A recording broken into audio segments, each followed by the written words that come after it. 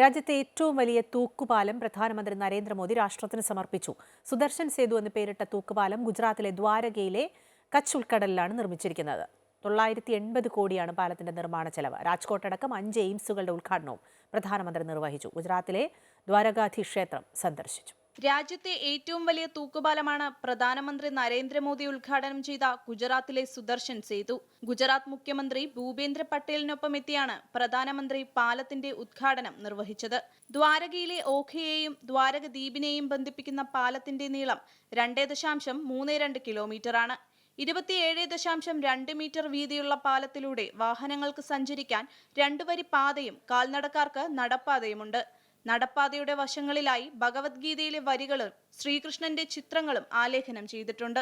നടപ്പാതയിൽ സ്ഥാപിച്ചിട്ടുള്ള സൗരോർജ്ജ പാനലുകൾ 1 മെഗാവാട്ട് വൈദ്യുതി ഉൽപ്പാദിപ്പിക്കും. 150 മീറ്റർ ഉയരമുള്ള 2 ഉരുക്കു ടവറുകളിലാണ് പാലത്തിന്റെ കേബിളുകൾ വലിച്ചിട്ടുള്ളത്. പാലത്തിൽ 34 തൂണുകളുമുണ്ട്. 2017 പാലത്തിന്റെ നിർമ്മാണം ആരംഭിച്ചത്. പ്രശസ്തമായ ദ്വാരകധീശ ക്ഷേത്രത്തിൽ നിന്ന് 30 കിലോമീറ്റർ അകലെയാണ് ഓഖ. ബോട്ടുകളിൽ 5 കിലോമീറ്ററോളം കടൽ വഴി യാത്ര ചെയ്താണ് സന്ദർശകർ ഇതുവരെ ദ്വീപിലെത്തിയിരുന്നത്. ഇനി യാത്ര ഈ തൂക്കുപാലത്തിലൂടെയാകുമെന്നത് എടുത്തു പറയേണ്ടതാണ്.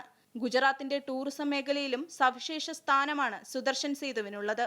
അമൃത ന്യൂസ്, ന്യൂഡൽഹി.